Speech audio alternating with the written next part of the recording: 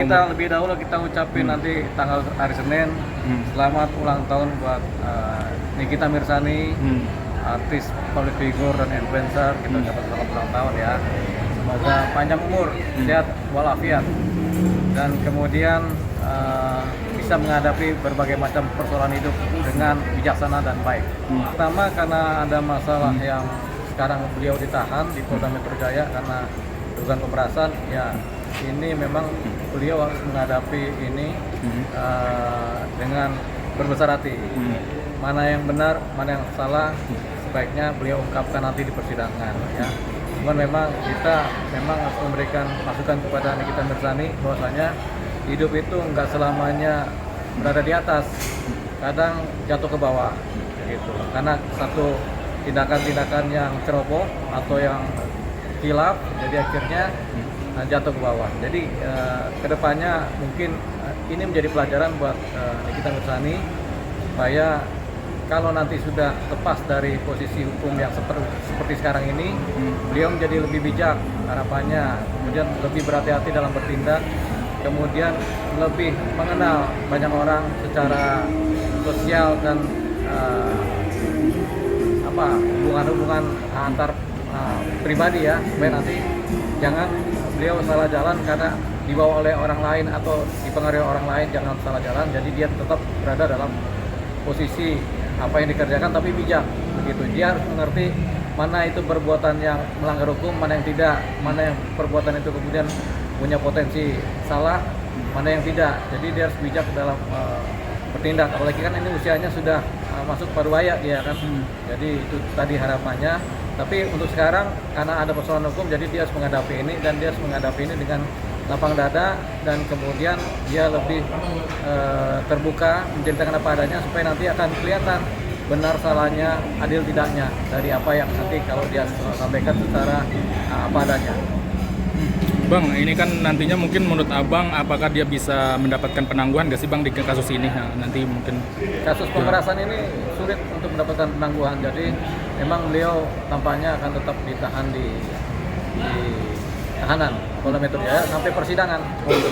Berarti 20 hari ini akan dipindahkan atau tetap ada masa perpanjangan sih Bang? Tentunya kalau perkara belum rampung disidik, belum rampung diberkas oleh penyidik, tentunya kalau 20 hari lewat akan ada perpanjangan 40 hari lagi gitu. Totalnya sekitar 3 bulan lah sudah ditahan, tapi sebelum 3 bulan itu harapannya sudah ada persidangan buat beliau dan para pelaku lainnya. Dari Abang mungkin untuk Nikita, mungkin kasus pemerasan ini kan masih bergulir ya Bang. Apakah nantinya akan ada tersangka lain Bang? Ini kan masih ramai gitu. Nah, ada orang-orang menduga dari Dr. Oki yang sebagai dalangnya gitu kan. Menurut Abang gimana Bang? Ya banyak dugaan, banyak analisa, banyak kemungkinan, dan banyak potensi begitu. Kalau dalam penyidikannya kemudian rampung akan kelihatan siapa pelaku utama, siapa pelaku biasa, siapa pelaku lapangan, dan kemudian siapa yang turut serta melakukan. Sementara yang terjadi masih diduga bahwasanya Nikita Mirzani sebagai pelaku utama bersama Mail kan. Tapi kita belum tahu, siapa tahu hasil penyidikannya lebih dalam lagi mendapati ada orang-orang baru atau ada individu baru yang kemudian memang dianggap sebagai pelaku utama atau pelaku penyerta. Jadi ini kita tunggu hasil penyidikan dari penyidik Polda Metro Jaya. Kalau memang ada, tentunya akan segera kelihatan begitu, baik lewat rilis maupun lewat tindakan dari penyidik Polda Metro Jaya. Nah ini kan teman-teman sudah menyengguk dan Mbak Nikita mengatakan ini baru mulai dan nanti akan dibongkar mungkin Bang di persidangan gitu. Ya. Menurut Abang gimana tuh melihatnya Bang? Bagus kalau Nikita Mirzani punya niat itu. Jadi lebih baik menceritakan apa adanya, fakta-fakta, cerita-cerita. Dulu yang terjadi bagaimana, termasuk komunikasi, termasuk siapa yang mempengaruhi siapa, dan siapa dipengaruhi siapa. Itu Nikita Mirzani harus menceritakan semuanya supaya menjadi terang benderang duduk soal persoalan pelanggaran hukum atau tindak pidana yang dilakukan. Siapa tahu Nikita Mirzani ternyata hanya sebagai korban ya gitu. Korban atau wayang dari seseorang yang lebih jago daripada dia gitu. Jadi dia masuk ke dalam jebakan dari orang-orang tersebut. Siapa tahu begitu. Jadi ada rangkaian kejahatan yang dilakukan oleh dalang utama dan Nikita Mirzani hanya sebagai wayang. Siapa tahu begitu.